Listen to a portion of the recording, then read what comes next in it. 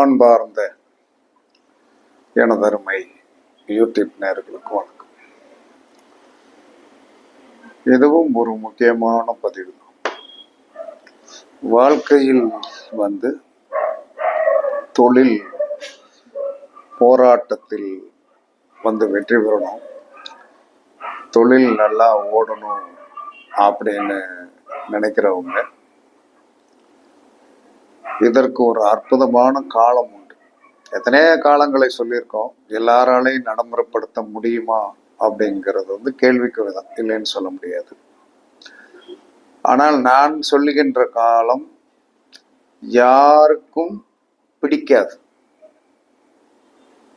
என பிடிக்காதது தான் நீண்ட நாள் வெற்றியை கொடுக்கும். பிடிச்சது எப்பயுமே நீண்ட நாள் வெற்றியை கண்டிப்பாக கொடுக்காது. அந்த வகையில் என்ன சொல்லலாம்னா, கரிநாள். கரிநாள் என்பது காலண்டர்ல போட்டிருக்கோம், நம்ம பஞ்சாங்கத்திலையும் போட்டிருக்கோம், ஜோதிடர்கள் பார்த்து கொள்ளலாம். இந்த கரிநாள்ல என்ன சொல்லலாம், கடன் அடைக்கலாம் அப்படின்னு சொல்லுவாங்க. அதற்கடுத்து நமக்கு வேண்டாம் என்று சொல்லுகின்ற ஒரு நாளில் வேணாம், இது எனக்கு வேண்டாம் அப்படின்னு சொல்ற நமக்கு எது தேவையில்லை அந்த நாளில் அதை டிஸ்போஸ் பண்ணுவதற்கு இந்த கரிநாளை யூஸ் பண்ணுவோம். இந்த கரிநாளிலும் ஒரு பெரிய அற்புதம் என்று சொல்லக்கூடிய ஒன்று முன்னோர்கள் சொல்லி வைத்து போயிருக்காங்க. நம்ம கண்டுபிடிச்சதெல்லாம் கிடையாது, முன்னோர்கள் சொல்லி வச்சுட்டு போயிருக்காங்க.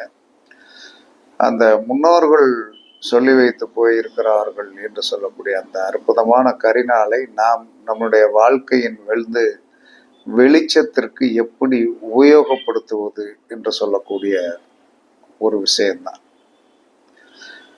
நம்ம எப்பெல்லாம் கரிநாள் ஓடுகிறதோ அந்த கரிநாளில் நாம காலையில 6 மணிலேருந்து சாயந்தரம் 6 மணிக்குள்ளார எப்பயுமே அது ஃபுல்லாக தான் இருக்கும், ஒரு நாள் ஃபுல்லாக தான் இருக்கும். அந்த நாளில் போய் என்ன சொல்றோம்னா, பெருமாள் கோயிலில் பெருமாளுக்கு துளசி, நம்மளால முடிஞ்ச கொஞ்சம் துளசி கொண்டு போய் பாதத்தில் வைங்கனாலும் வச்சிருவாங்க. துளசி மாலை போட்டு நீங்கள் அன்னைக்கு வேண்டது எது மட்டும் வேண்டும்னா, நான் பார்க்கின்ற தொழில் நன்றாக விமர்சையாக செல்வ செழிப்போடு இருக்கணும். இந்த கேள்விக்கு இந்த சொல்லுக்கு தவிர வேற ஒரு சொல்லு அங்க வரக்கூடாது, வேற ஒரு சொல்லு வரக்கூடாது. ஏன்னா அந்த கர்நாளுடைய அந்த நாளை நாம் பயன்படுத்துவது நம்மளுடைய தொழிலில் செழிப்பான ஒரு தன்மை வர வேண்டும், அந்த தொழில் மூலமாக நன்றாக பணம் வர வேண்டும் என்று சொல்லக்கூடிய ஒரு அற்புதம் தான். நிறைய பேர் தொழிலில் போராட்டத்தில் இருக்கீங்க, கஷ்டத்தில் இருக்கீங்க, எதுவுமே நமக்கு என்ன சொன்னா செட் ஆக மாட்டேங்குது அப்படின்னா, இது பாமர மக்கள்ல இருந்து கோடீஸ்வரனாக இருக்கக்கூடிய அனைவருமே நீங்கள் பயன்படுத்தி கொள்ளலாம் என்று சாஸ்திரம் சொல்லுகிறது. அப்படி இந்த கருநாளை இப்படி நீங்கள் பயன்படுத்தணும். பயன்படுத்தினீங்கன்னா என்ன சொல்றான்னா பெரிய வெற்றிகள் கிடைக்கும். கருநாளுக்கு அவ்வளவு பெரிய மகத்துவம் உண்டு என்பது, ஏன்னா இதை நான் செயல்படுத்தி பார்க்கும்போது, அதை செயல்படுத்துவதற்கு சரி பெருமாள் கோயிலுக்கு நீ கருநாள் ஓடுது அப்படின்னு சொல்லி செயல்படுத்த இன்னைக்கு போயிடுவோம், பெருமாள் கோயிலுக்கு போயிடுவோம் அப்படிங்கும்போது காலையில் 8 மணிக்கு ஃபோன் வருது, ஒரு சொந்தக்காரங்க ஒருத்தர் இறந்து போயிட்டாங்க அப்படின்னு. சரி, அது போக வேண்டிய தலையை காட்டியே ஆகணும் அப்படிங்கிற ஒரு ரொம்ப க்ளோஸ் ரிலேஷன். போய் ஒரு மாலையை போட்டுட்டு அப்படியே ஆஃபீஸில் கோயில்பட்டி ஆஃபீஸில் குளிச்சுட்டு ராஜாவாளையம் ஆஃபீஸுக்கு வந்தாச்சு. அன்னைக்கு கும்பிட முடியல. அடுத்து வருகின்ற கருநாளை எதிர்பார்த்து காத்திருக்கிறேன். கண்டிப்பாக இறைவன் என்ன சொல்லலான்னா அந்த ஆகுதியை கொடுப்பான் என்று நினைக்கிறேன். எல்லா மனிதனும் என்ன சொல்லலான்னா வாழ்க்கையில்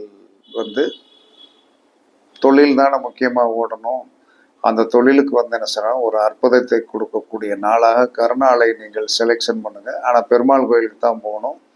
வேற எந்த கோயிலுக்கும் நீங்கள் போய் வந்து என்ன சொல்லலாம்னா வெற்றி பெற முடியாது. அது பெருமாளுக்கும் அதுக்கு ஏதோ ஒரு சம்பந்தத்தை வந்து வைச்சிருக்காங்க. அந்த சம்பந்தத்தை வைத்திருக்கிற காரணத்தினால நம்ம அதை பயன்படுத்தலாம். பயன்படுத்தினால் நீங்கள் வந்து கண்டிப்பாக வெற்றி பெறலாம். இது ஒரு கண்டென்ஸா எடுத்துக்கிடுங்க.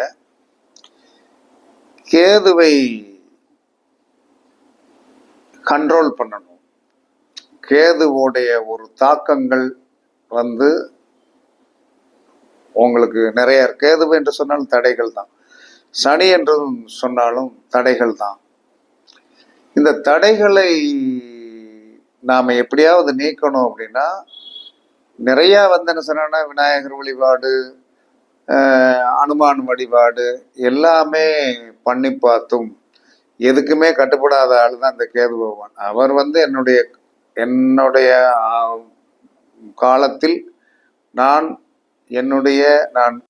கருணை இல்லாதவன் அப்படிங்கிறத மட்டும்தான் வந்து சார். நான் கருணை இல்லாதவன்ட்டு போய் நீ எவன்ட்ட கும்பிட்டாலும் வந்து என்ன சொன்னா நான் ஒன்றும் பண்ண முடியாது அப்படிங்கிறது தான் அவர் சொல்ல போறார். அதில் இருந்தாலும் அவரையும் வந்து என்ன சொன்னான்னா சரிபடுத்தக்கூடிய ஒரு சக்தி என்ன சொல்றான்னா வந்து எலுமிச்சம்பழம் இருக்கு இல்லையா, இதை தண்ணீரில் விட வேண்டும். இப்ப போக்கு தண்ணி இல்லை, ஏதாவது ஒரு கிணறு பார்த்து வைத்துக்கொள்ள. அப்ப கிணறு பார்த்து வச்சுட்டு உங்க தலைய வந்து எலுமிச்சம்பழத்தை வந்து வலது 3 இடது 3 சுத்தி அந்த தண்ணியில போட்டுருங்க. அப்படி போட்டால் வந்து என்ன சொல்லலாம்னா வந்து கேதுவுடைய தோஷம் கண்டிப்பாக குறையும். இது கண்கண்ட இது. சரி, எங்களுக்கு தண்ணி அந்த மாதிரி போற இடத்துல இல்லை, ஆனா கேது புத்தியோ கேது அந்தரமோ கேதுவுடைய சூட்சுமங்களோ ஓடிக்கொண்டிருக்கிறது. அதற்குண்டான விரக்தி தன்மைகளை நான் அனுபவித்துக் கொண்டிருக்கிறேன். இதற்கு என்ன தீர்வு அப்படின்னா எலுமிச்சம்பழத்தை 2ஆக வெட்டி அதுல கொஞ்சம் வந்து பொட்டு கணக்கா இந்த பக்கம் அந்த பக்கம் இது வந்து என்ன சொன்னான்னா வச்சு உங்க வீட்டு பூஜை அறையில வச்சு அல்லது விளக்குக்கு முன்னாடி வச்சு அதுல வந்து என்ன சொல்றான்னா வந்து இந்த பக்கத்துல ஒரு சூடம் இந்த பக்கத்துல ஒரு சூடம் அந்த சிவப்பு பொட்டு மேல வச்சு வந்து ஏற்றி விட்டு அது எரிகின்ற வரை வந்து என்ன சொல்றான்னா வந்து நீங்கள் கேதுவோடைய சுலோகத்தை கேது தேவே கீர்த்தி திருவே பாதம் போற்றி பாவம் நீக்கி வாதம் வம்பு வழக்குகள் இன்றி கேண்மையாய் ரட்சி கேது தேவே. இவ்வளவுதான்.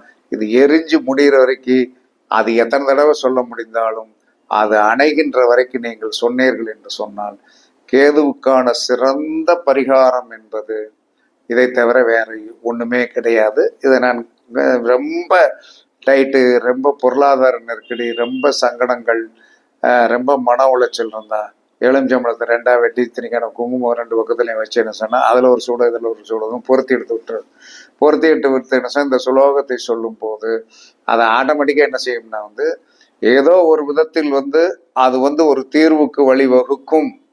ஆனால் எல்லா காலத்திலும் வந்து என்ன சொல்லலாம்னா டெய்லி எலுமிச்சம்பழத்தை 2ஆக வெட்டக்கூடாது. வெட்டுவது ஒரு தோஷம்தான். அது சூழ்நிலைக்கு வேற வழி இல்லைன்னா நீங்க செய்யலாம். இல்லை என்று சொன்னால் தண்ணியில போடுறது ஒரு விதம், அல்லது வெட்டி வந்து என்ன சொன்ன குங்குமம் வச்சு சூடம் வச்சு இருக்கிறது ஒரு விதம், அல்லது விநாயகர் கோயிலுக்கு டெய்லி ஒரு எலுமிச்சம்பழத்தை கொடுத்து அந்த அதுல அவருடைய தும்பிக்கையில சைட்ல சொறி வைக்க சொல்லி நீங்க சாமி கும்பிட்டுவாங்க. கண்டிப்பாக கேதுவோடைய தோஷம் போவதற்குண்டான வாய்ப்புகள் 99% உண்டு. 1% மாறுதலுக்கு உட்பட்டது தான். ஏன்னா அந்த கேதுவை வந்து நாம் வந்து கண்ட்ரோல் படுத்த முடியாது. 99% மாறும். இருந்தாலும் ஒரு பக்கத்தில் லேசா ஊசி நறுக்கு என்று குத்தி கொண்டுதான் இருக்கும். இது ஒரு விதமான பரிகாரம் என்பதை விட கொஞ்சம் சமாளிப்பதற்குண்டான ஒரு அற்புதம். அதற்கடுத்து சனி திசை, சனி புத்தி, சனி அந்தரம், அட்டமத்து சனி, 7.5 சனி, கண்டச்சனி, என்னென்ன சனி இருக்குதோ இந்த சனி ஓடிக்கொண்டிருக்கிறது. கண்டிப்பாக சுணக்கம், இலகுவான மூவிங், அதாவது குட்ஸ் ட்ரெயின் மாதிரி போய்கொண்டு இருக்குதுன்னா, இந்த ஃபாஸ்டான உலகத்துல நம்ம குட்ஸ் ட்ரெயின் மாதிரி ஓடிக்கிட்டு இருந்ததுன்னா என்ன பண்ணுவீங்க? ஒன்றும் பண்ண முடியாது இல்லையா? அப்ப என்ன சொல்றான்னா வந்து இரும்பு பொருள் தானம். இரும்பு பொருள், இரும்பு பொருள் அப்படின்னா வடச்சட்டி தானம் பண்ணணும். வடச்சட்டி தானம் பண்ணலாம். தோசைக்கல் தானம் பண்ணலாம். வடச்சட்டி, தோசைக்கல்.